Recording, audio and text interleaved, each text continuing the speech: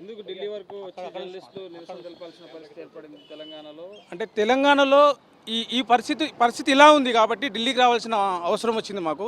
తెలంగాణలో ఎవరికి చెప్పాలో తెలియదు. అంటే ఒక ప్రభుత్వ అధినేతగా ఒక ముఖ్యమంత్రి స్థానంలో ఉన్న వ్యక్తి వాళ్ళ అనుచరులని వాళ్ళ సోదరులని మా మీద గుసిగొలిపి మా మీద దాడిలోకి తెగబడతా ఉంటే వాళ్ళు ఇంకెవరికి చెప్పుకోవాలో తెలియక మేము వారి అధిష్టానమైనటువంటి వాళ్ళు ఏ నిర్ణయం తీసుకోవాలనుకున్నా ఢిల్లీకి వచ్చే తీసుకుంటారు కదా. అందుకని వాళ్ళ అధిష్టానానికే మా బాధను, మా గోడుని, మా పరిస్థితిని, అంటే మేము బతికే పరిస్థితి లేదా ఎంబడబడి తరమడం, రక్తాలు వచ్చేలా కొట్టడం, ఇలాంటి పరిస్థితులను ఇక్కడ వాళ్ళ అధిష్టానానికి అర్థమయ్యేలా చెప్పడం కోసం మేము ఢిల్లీ వరకు వచ్చినాము.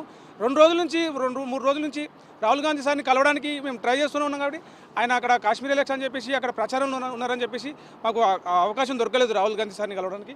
అందుకే వారి ఇంటి ముందు నుంచి ఏఐసీసీ కార్యాలయం వరకు ఇట్లా మా బాధ ఏదైతే ఉందో స్లోగన్స్ రూపంలో, ఈ ఫోటోల రూపంలో ఇక్కడ చెప్పడానికి వచ్చినాము. అంటే మీ అంతా ఒకే ఆర్గనైజేషనా? అంటే మేము ప్రస్తుతానికి ఇండిపెండెంట్ జర్నలిస్టులుగా వర్క్ చేస్తూ ఉన్నాము. అంటే మామూలుగా తెలంగాణలో చాలా మీడియా సంస్థలు ఉన్నప్పటికీ మా మీదనే ఎందుకు దాడులు చేస్తూ ఉన్నారంటే మాది పెద్ద సంస్థలు కాదు, ఇండిపెండెంట్గా ఒక్కొక్కరుగా వెళ్ళి న్యూస్ కవరేజ్ చేసుకుంటూ వస్తుంటాము. మా మీద ఏం చేసినాడు ఒక ఊరిలోనే మూసేయొచ్చు వీళ్ళని, నిజం గ్రౌండ్ లెవెల్లో నిజం బయటకు తీసుకెళ్తున్నారు, వీళ్ళని ఇక్కడ అరికడితే పెద్ద వార్తా సంస్థల వరకు నిజం వెళ్ళదు అనే ఉద్దేశంతో మా మీద ఈ దాడులు అనేది మాకు చేస్తూ ఉన్నారని చెప్పేసి మాకు కొంచెం ఆందోళనకరంగా ఉంది పరిస్థితి. అంటే మా మీద ఇట్లా అటాక్స్ జరుగుతున్నాయి. మా జర్నలిస్టు మా ఒక్కరి మీద కాదు, చాలా ఈ 8-9 నెలల నుంచి దాదాపు 20-30 మంది జర్నలిస్టుల మీద, ఒక వార్తను కవర్ చేయడానికి వెళ్ళిన జర్నలిస్టుల మీద వాళ్ళు వార్తలు కవర్ చేయకుండా కెమెరాలు లాక్కోవడం, చిప్పులు లాక్కోవడం, వాళ్ళని కొట్టడం, అరెస్టులు చేయడం, చొక్కాలో అంగిలు బట్టలు చింపేయడం అనే పరిస్థితి తెలంగాణలో ఉంది.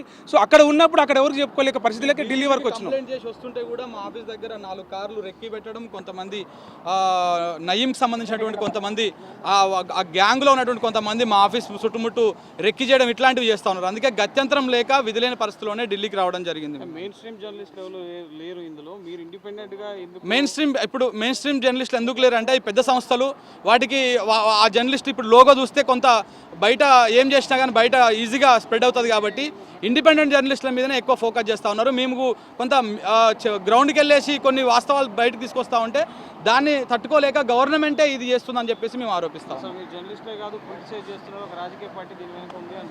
గతంలో మేమంతా కూడా మెయిన్ స్ట్రీమ్ మీడియాలో పెద్ద మీడియా సంస్థలు, అన్ని మీడియా సంస్థల్లో పనిచేసి వచ్చిన వాళ్ళమే.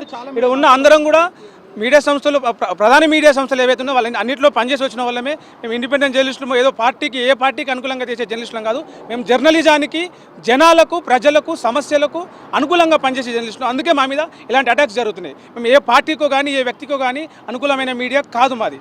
ఇండిపెండెంట్ జర్నలిస్టులు, స్వతంత్ర జర్నలిస్టులు మేము.